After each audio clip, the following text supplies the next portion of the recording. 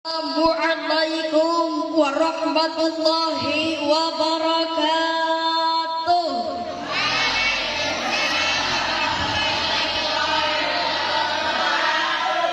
Bismillah, alhamdulillah, assalatu wassalamu ala rasulillah wa ala alihi wa sahbihi wa mawalah, amma ba'du. Dewan juri yang saya hormati dan saya ta'zimi, hadirin saudaraku sebangsa dan setanah air yang Allah muliakan, amin. Hadirin, jalan-jalan tanpa lelah pulangnya beli teh kemasan. Perkenalkan, saya Deis Nurfadilah, dakwah cantik dari SMA Plus Al Hasan. Merah putih indah berkibar melambangkan kuatnya bangsa. Hadirin semua, apa kabar? Apakah sehat semuanya?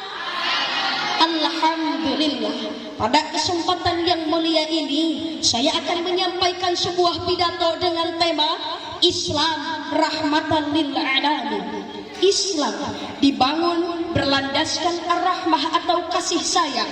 Dapat dikatakan demikian sebab tidak dapat dipungkiri keberhasilan Rasulullah sallallahu alaihi wasallam bersama para ulama dalam menyebarluaskan risalah Islam disertai dengan kasih sayang. Dan dengan kasih sayang itulah tidak sedikit orang-orang yang dahulu membenci dan memusuhi Islam kini hatinya menjadi lunak mengikuti ajaran agama Islam. Bahkan ada yang menjadi pengikut setia Rasulullah dalam berjuang menyebarkan risalah Islam.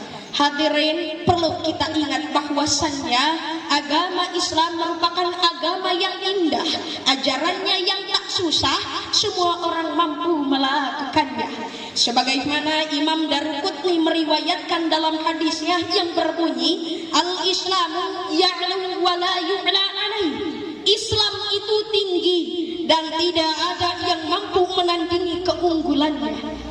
Allah berfirman dalam Quran surah Al-Anbiya ayat 107 yang berbunyi, A'udzubillahi minasyaitonirrajim, Bismillahirrahmanirrahim. Wa ma arsalnaka illa rahmatan lil alamin.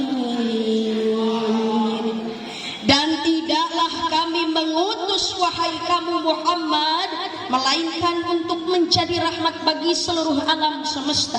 Hadirin, menurut kitab tafsir Ibnu Katsir karangan Asy-Syaikh Al-Imam Al-Alama Al-Hafidz Imaduddin Abdul Fida Ismail bin Umar bin Katsir Al-Quraisy Al-Dimashqi menafsirkan bahwasannya ayat ini menegaskan tentang Rasulullah sallallahu alaihi wasallam diutus ke muka bumi ini untuk menjadi rahmat bagi seluruh alam semesta. Artinya ajaran beliau merupakan sumber kebahagiaan dan keselamatan bagi ciptaan Allah, baik manusia, setan atau jin sekalipun. Kehadiran Rasulullah bukan untuk membawa kesengsaraan, melainkan untuk membawa bimbingan, pertolongan, kedamaian, dan pengetahuan untuk membedakan antara kebenaran dan kebatilan. Dan inilah yang menjadi landasan utama bahwa konsep Islam rahmatan lil alamin. Namun di mana agama Islam menjadi agama yang selalu menebar luaskan kasih sayang. Namun rahmat yang dimaksud bukan hanya bentuk kasih sayang terhadap manusia, tetapi juga kepedulian terhadap lingkungan dan penghormatan kepada perbedaan. Namun yang menjadi pertanyaannya hadirin, mengapa Allah tidak memilih kata Islam rahmatan lil mu'minin atau Islam rahmatan lil muslimin? Sebagai jawabannya adalah sebab Allah lebih tahu dan Allah menginginkan Islam mampu menjadi rahmat bagi seluruh alam semesta, bukan hanya untuk yang mukmin saja, bukan hanya untuk yang muslim saja, tetapi untuk seluruh makhluk yang ada di muka bumi ini. Saudaraku sebangsa dan setanah air, tujuan Islam diturunkan untuk menebarkan kasih sayang telah dibuktikan dalam perjalanan Rasulullah ketika ia hijrah ke Taif yang dihuni oleh Bani Taif.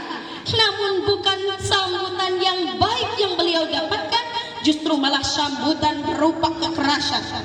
Bayangkan saja hadirin, Rasulullah berdakwah, Rasulullah dicaci, Rasulullah dimaki, beliau dihina, beliau dilempari batu, bahkan bahkan yang lebih parahnya lagi, beliau dilempari kotoran unta ketika berdakwah. Astagfirullahaladzim.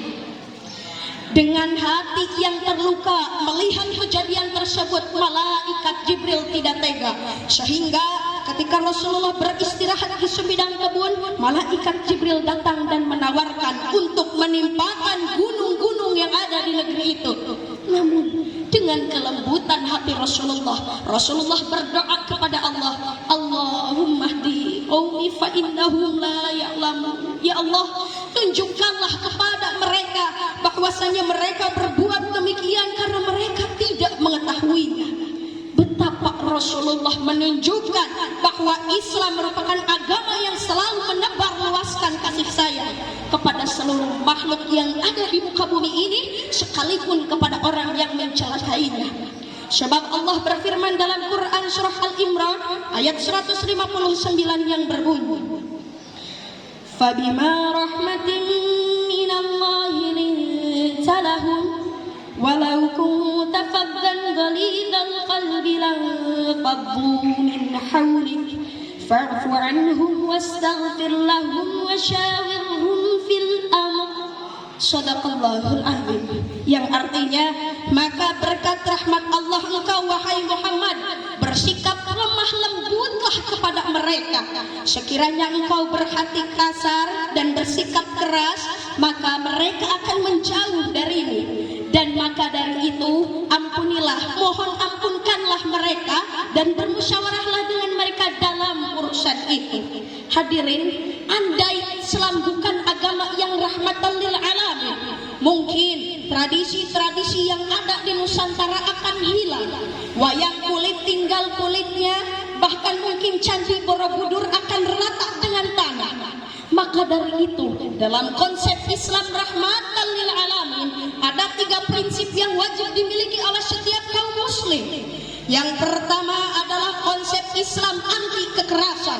Yang kedua, konsep Islam anti penindasan. Dan yang terakhir adalah Islam memiliki konsep menjunjung tinggi kasih sayang.